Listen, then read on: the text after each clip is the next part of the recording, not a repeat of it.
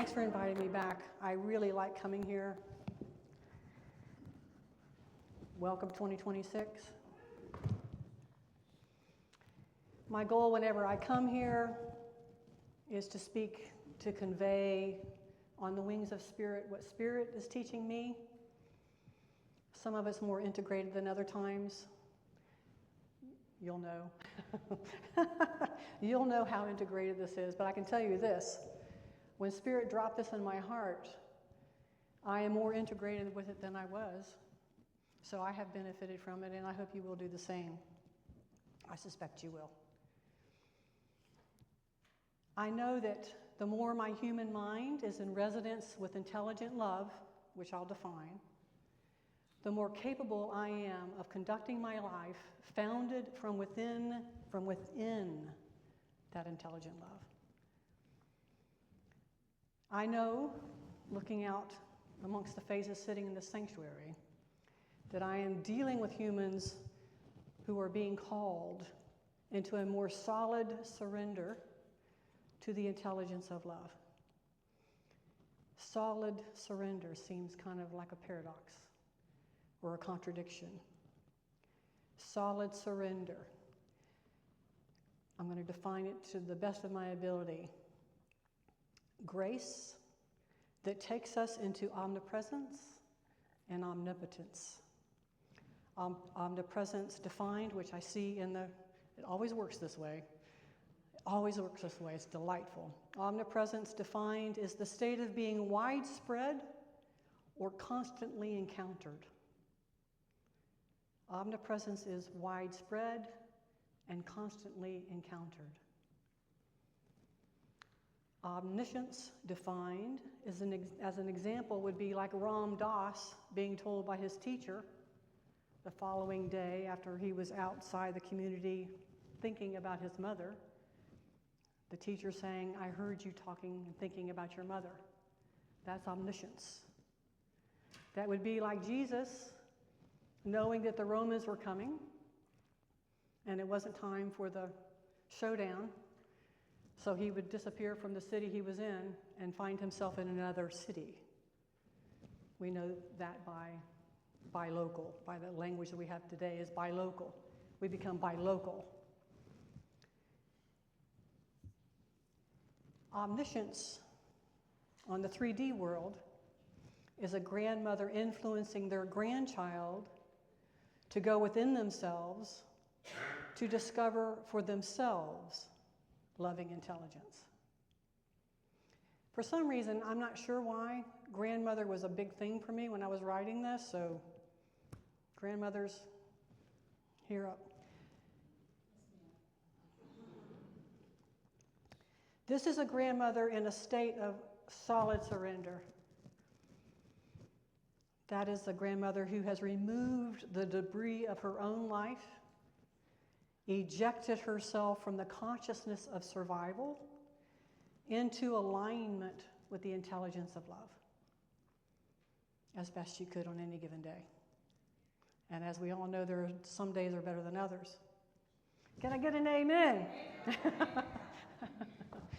When the grandchild asks, "Why does Daddy look so sad?" And in this case, the daddy is her son. The grandmother does not go into guilt about where she failed her son. The grandmother does not go into thinking about where she is responsible for her son's ability to choose life. She doesn't go into how her failure is now affecting another generation. That is what a wounded human does. That's what wounded love does. Human love is wrapped in the wounds of the previous generation and the dysfunctional interpretation of life. And our work here is to undo that, to become realigned with a different truth, the real truth. That's why we're here. That's why you keep coming back. That's why you keep praying. That's why you keep studying. That's why you still continue to listen to teachers and to teach yourself and to be open and surrender. That's why you're here. You've had a calling. grandmother, grandfather, teacher, parent, child, co-worker, colleague, husband, wife.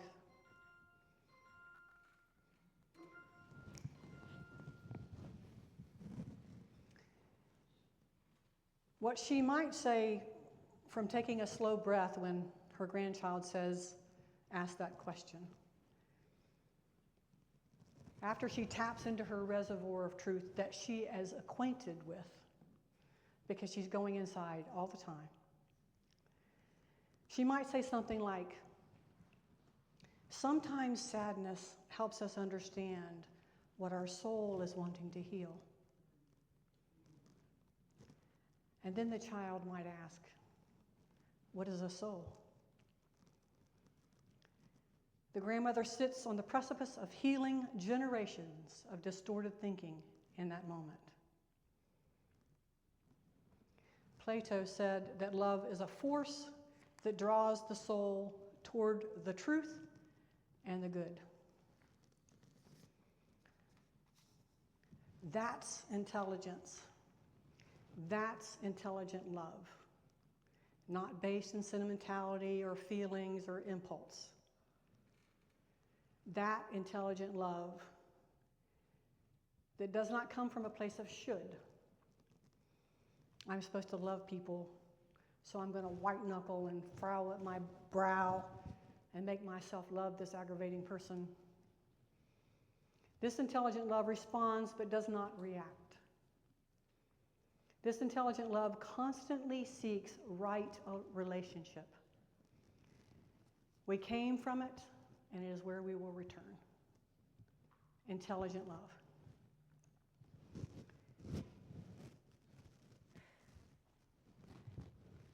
But what about that hyphen period between the birth and the death? That's going to drive me crazy. Y'all have to give me, just don't look at my belly. Hold on.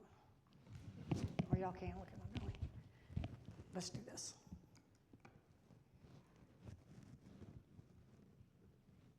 Can we find that intelligence in between that hyphen? Between the birth and death?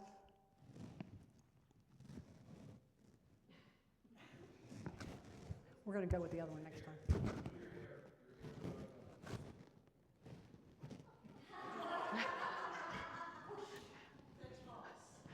Okay, did that help? I think it did, a little bit. Okay. Where was I? Hyphen, thank you. And of course, it resides within the frequency of surrender. Where does it reside? Within the frequency of surrender. When I was being taken to the ground, one of the many times I've been taken to the ground, I'll never forget, my technique at the time was to walk around the house. I'm going to mess up here. Walk around the house with my hands up saying, I surrender, I surrender, I surrender. Because being thrown to the ground is painful. And the only reason that we get thrown to the ground is because we're in resistance. And the only reason we're in resistance is because we're afraid. So when I become surrendered state, I become less afraid and I become more aligned. So it resides in the frequency of surrender. Within the internal process of inquiry, we have enough guts and courage to ask the questions that we don't know we have the answers for. And then we go inside and we find that the answers are there. They've always been there.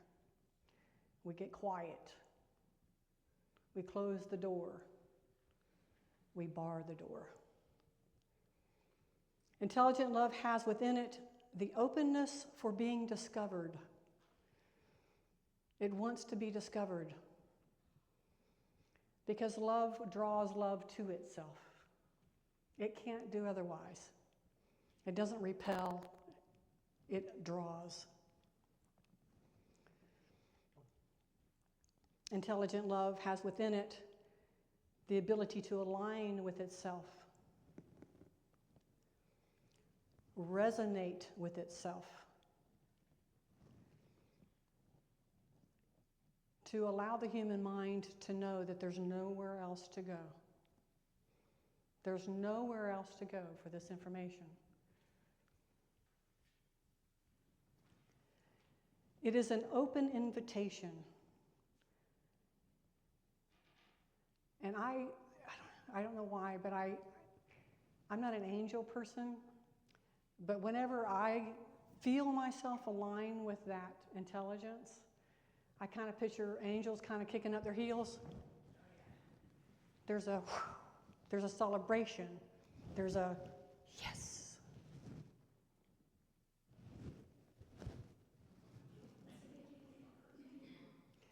This solid surrender sparks and generates the intelligence of love that knows how to heal broken relationships. It heals animosity, it heals resentment, it heals self-righteousness.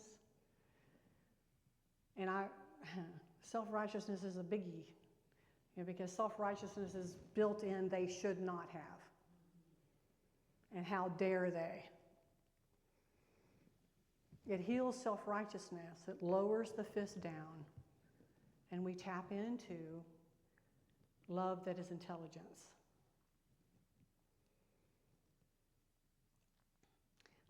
This solid surrender brings community into cooperation.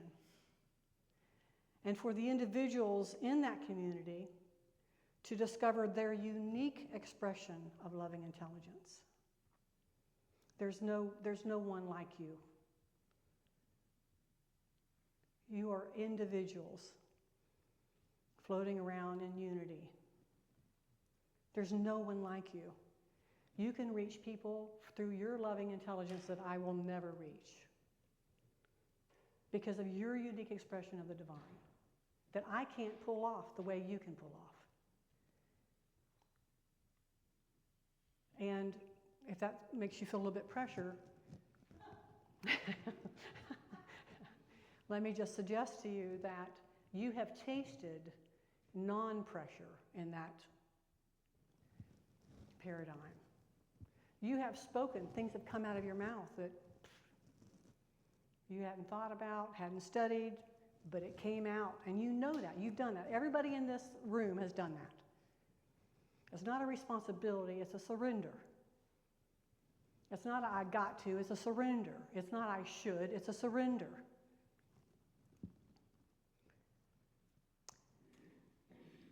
This surrender takes intelligent love and sees the big picture. Intelligent love sees the big picture. Intelligent love sees the horizon and is not afraid. When you have all of these prophecies that are coming up in 2026 and how disastrous it's going to be, make a decision. Make a decision how much you're going to allow it to influence you. Does it take you into surrender to intelligent love, or does it take you away from it?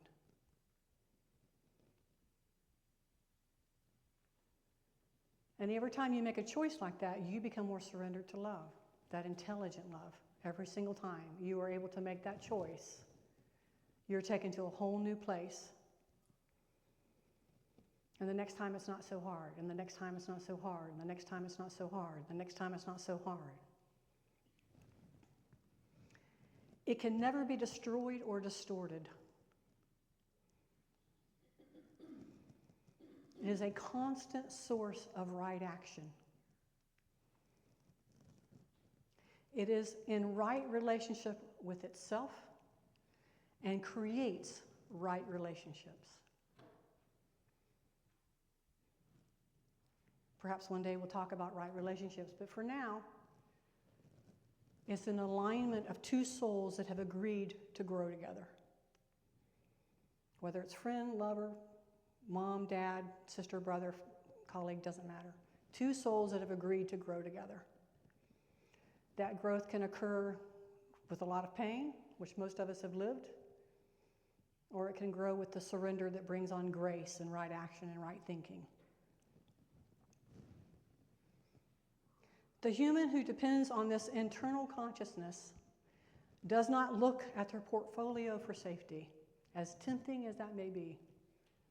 That's a primal response to feeling insecure. They don't depend on their own clarity or their own reason for clarity, their own reasoning for clarity. They don't attempt to force their will to navigate life.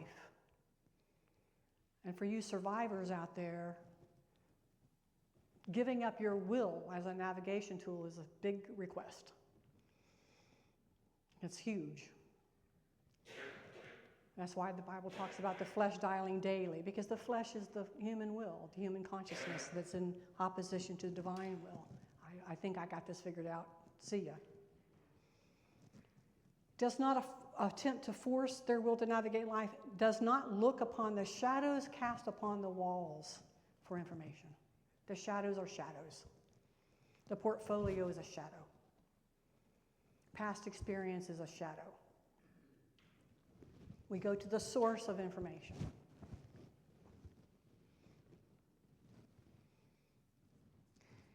The human, like the grandmother,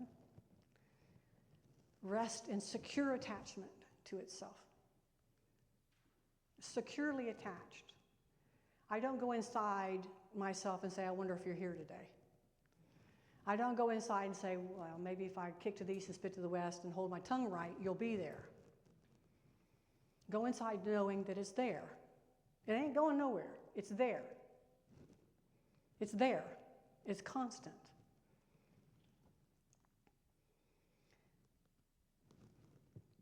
This human cooperates in the community with wise boundaries and demonstrates creative resilience under stress.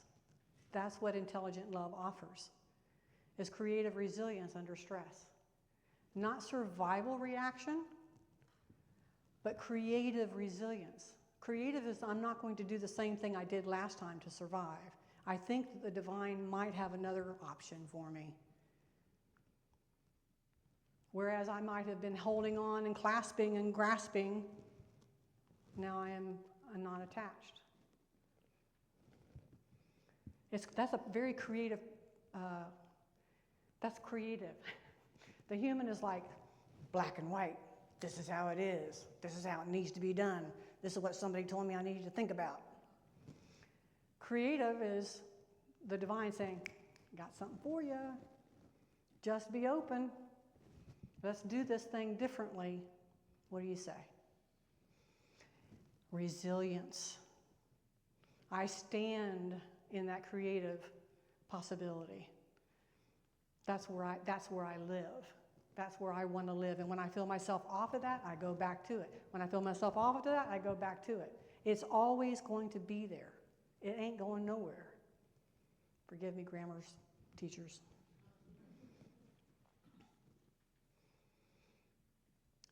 We are the grandmother. We are the grandfather. We are the teacher. We are the healer. We are the mom, the dad, the friend. We know that intelligent love educates our perception of life and everything that is life. Intelligent love educates my perceptions. It educates me. So that means I'm not staying static. I can't stand static because it's an education process. It has to. We know that this depth of love teaches us what to see, what to do with what we see, and we tap into whether or not anything needs to be done at all, because we're not tapping into the human mind that's based in past lives, wounding in this lifetime, other people's opinion, our wounded mind. That's not where we go for information.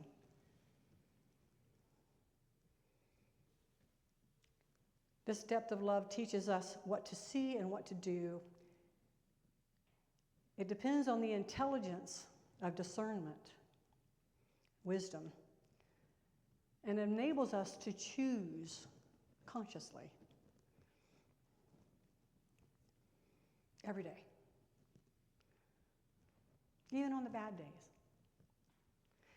When I just came back from a trip and I had clients this week, which is not a smart thing to do, but I did it anyway. And I had a cold and my knee hurt and I was out of sorts. I did my best work because I wasn't depending on Vickie spray. And of course, in my mind, I'm like, dang, Vic, can't you do that more often,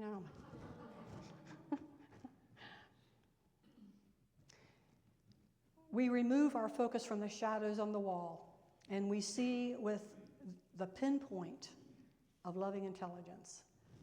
The pinpoint of loving intelligence. Loving intelligence tells us where to focus. That's what loving intelligence does, out of many things that it does. It taps us on the shoulder and says, your focus is over here. Wouldn't you rather be here? And there's a pinpoint of invitation. There's a pinpoint of focus that's possible there. Where all of the confusion is wrapped up into that one pinpoint, and you know. And you trust it on your good days. And on your bad days, you still try to trust it. And you don't beat yourself up for having a bad day. Have I mentioned that?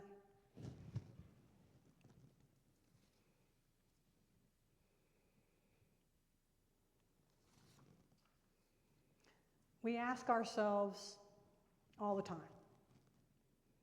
does that thought align me with loving intelligence or move me away from loving intelligence? Guess who wants to answer that? Loving intelligence. The loving intelligence is got us another one. We got somebody who's willing to ask that very, very courageous question.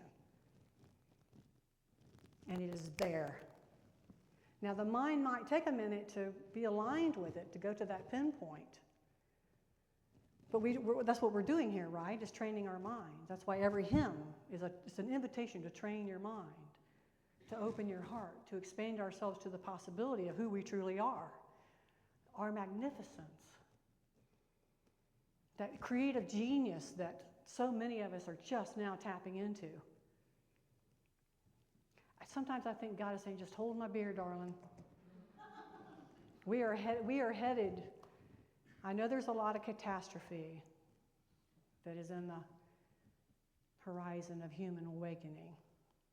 There's still a bunch of people who need the divorce and the car wreck and the disease. But there's a lot of us that don't need that. I'm not saying that stuff won't happen, because it could. But if it happens, whatever the it is, I'm in surrender. I'm in surrender. If I were to get cancer today, and I know you're not supposed to speak that, but I stand before the demon's mouth and I ask it to open its mouth, because I'm going to put my head in the demon's mouth. If I got cancer today, I'd be on my knees. What do you want? How does this propel my soul into a maturity that I did not have previously? Day in and day out. Do I do this medication? Do I not? I listen to all the 20 people that are standing in the queue to tell me what their grandmother and their aunt did. I'll listen to it. But my last place that I go to is my own loving intelligence, because it has my best interest in mind.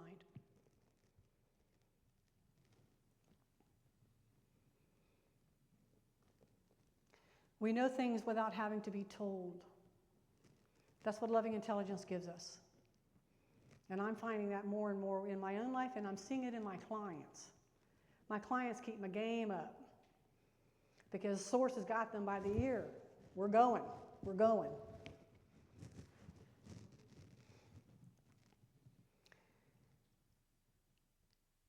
Loving intelligence removes all fear, expands our awareness. Back to Dolly Parton. I missed that part. Dolly Parton, remember Dolly Parton's song, These Old Bones? And one of the lyrics is, because she's got these bones, she knows stuff. And then at the end, you might remember that she says two things. There's no point going around acting like you know everything just because you might.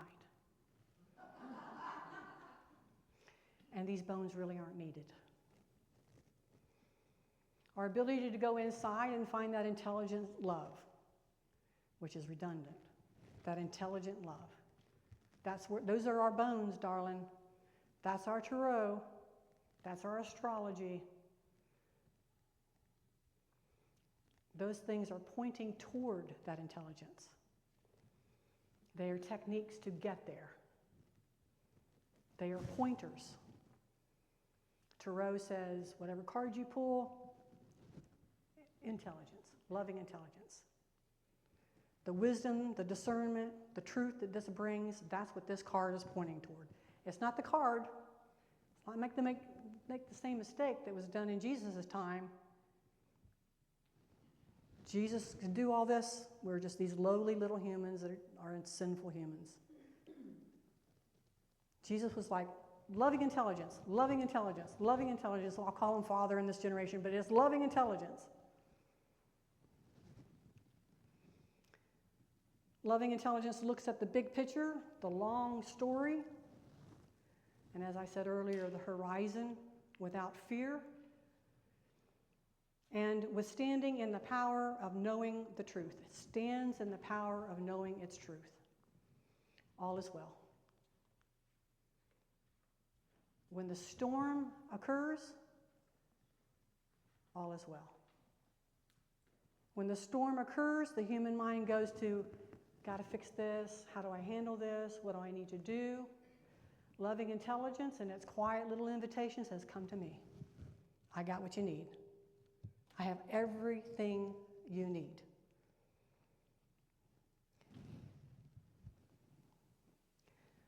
Loving intelligence corrects without humiliation. I think I've said a couple times in here, the few times that I've been corrected by Spirit that I knew about. Direct corrections. I never felt judged. I never felt humiliated. In fact, I felt uplifted. In the correction. How do you do that? Loving intelligence knows how to do that. If you need to correct somebody, that's the first question. Do I need to correct somebody?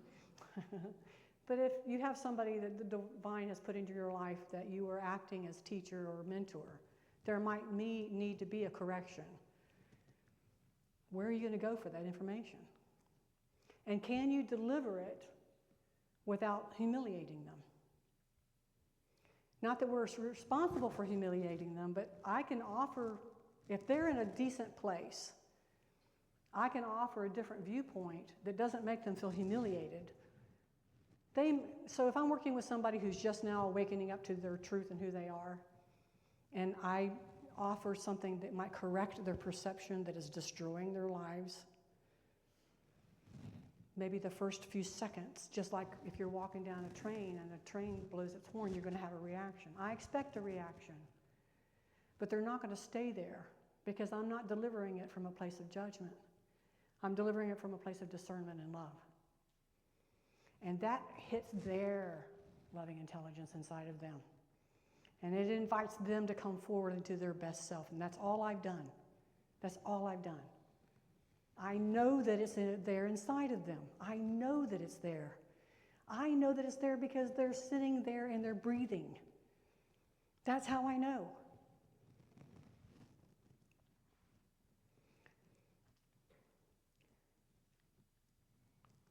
When Spirit corrects you, it invites you to align. It welcomes you. It brings you into the fold. It doesn't cast you aside. It brings you into the fold. You feel more in unification with Spirit than you did before you were corrected. So not only were your perceptions corrected, but now you feel more aligned with the love that invited you into that intelligence. And you feel more connected to that intelligence that's inside of you. That's a good day. That's a really good day. It's powerful. Loving intelligence reorients us. It recalibrates us, and it invites us constantly for a deeper relationship. Loving intelligence, we'll say it again. Loving intelligence orients us, reorients us, reorients. We were oriented, we were there. Our mind got us away from that, and then we lived our lives with the mind and the human mind and the wounds and blah, blah, blah. And then we got into the disaster of that, and then we moved back toward spirit. So we are reorienting.